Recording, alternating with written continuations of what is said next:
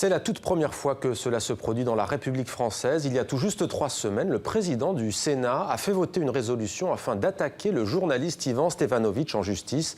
En cause, son dernier livre, fruit d'une longue et édifiante enquête sur les privilèges des 348 élus de la Chambre haute du Parlement français.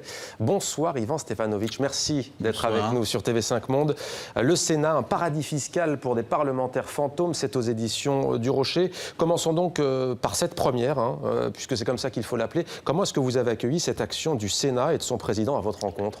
Je veux dire, c'est la première fois que ça arrive dans notre pays, mais c'est parce que je dénonce des vérités dérangeantes, très dérangeantes, insupportables pour les sénateurs. Je ne mets pas du tout en cause leur probité, je ne dis pas qu'ils sont malhonnêtes, mais simplement qu'ils sont dans un système légal, mais complètement extravagant en ce qui concerne leur absentéisme et leur fiscalité.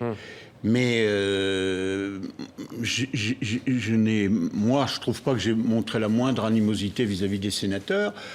Simplement, je suis un peu vif et j'ai le droit c'est le droit de critique. Mon bouquin est ouvertement critique, comme disait le métier de journaliste, comme disait Albert Londres, c'est pas de se faire des amis ni de se faire des ennemis, mais c'est de porter la plume dans la plaie. Porter la plume dans la plaie, justement. Et Guy Béard disait dans sa chanson, celui qui dit la vérité doit être exécuté. Alors c'est moi. Et parmi ces vérités, vous détaillez les privilèges des 348 sénateurs donc de la Chambre haute du Parlement français. Parmi ces vérités, 6 000 € mensuels de frais remboursés, entre guillemets, sans aucun justificatif. Vous, quel est le privilège qui vous choque le plus, hormis celui-ci? Non, ce qui me choque le plus, si vous voulez, c'est que les sénateurs touchent 11 350 € par mois. Le sénateur de base, il y a 45 dignitaires du Sénat, parce qu'il y a encore des dignitaires, ça rappelle un peu l'Ancien Régime, qui touchent, eux, en plus, entre 700 et 7 000 € par mois.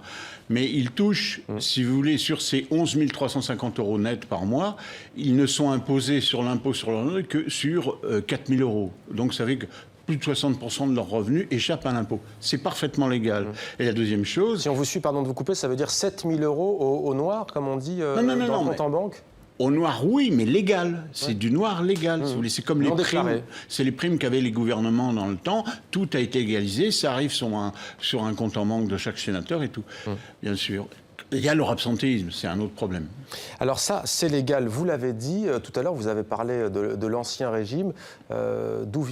Pourquoi cette survivance ?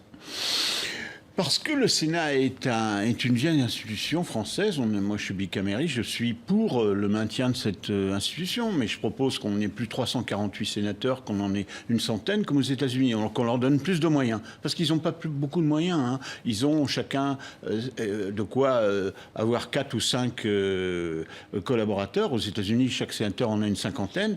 Et puis, comme ils ont des privilèges fiscaux, ils ne vont pas en guetter dans le ministère des Finances et tout. C'est pas très dynamique, le Sénat français. Ils font des bons rapports très bien affinés, léchés, etc. Et leur absentéisme est terrible, puisque faut savoir qu'en France, sur 365 jours, les sénateurs ne travaillent officiellement. Le Sénat travaille, les sessions, c'est 108 jours par an. 108, 110. Sur ces 108 jours, il y a un règlement tout récent qui leur permet de ne pas être sanctionnés s'ils viennent 4 à 5 jours par mois sur 9 mois. Parce qu'au Sénat, on a 3 mois de vacances. Vous avez épluché donc de nombreux documents. Alors, on pourrait dire que vous êtes un récidiviste, c'est comme ça que vous aimez à vous appeler. C'est votre deuxième livre, en tout cas, que vous consacrez aux dérives de la République française. Est-ce que vous n'avez pas l'impression de parler dans le vide ?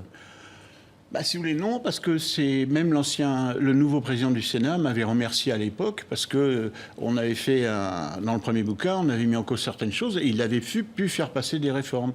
Mais non, je ne parle pas dans le vide, parce que la meilleure chose, c'est qu'ils veulent me faire un procès.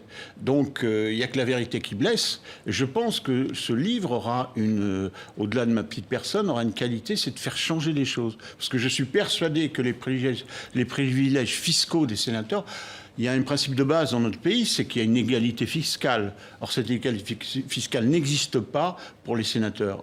Ça, c'est absolument scandaleux, je veux dire. Et on parle d'ailleurs de train de vie des sénateurs. L'expression est entrée dans l'usage courant de la francophonie. Merci à vous d'être venu nous parler de cette enquête. Le Sénat, un paradis fiscal pour des parlementaires fantômes. C'est aux éditions du Rocher. Merci, Ivan Stefanović. Merci à vous.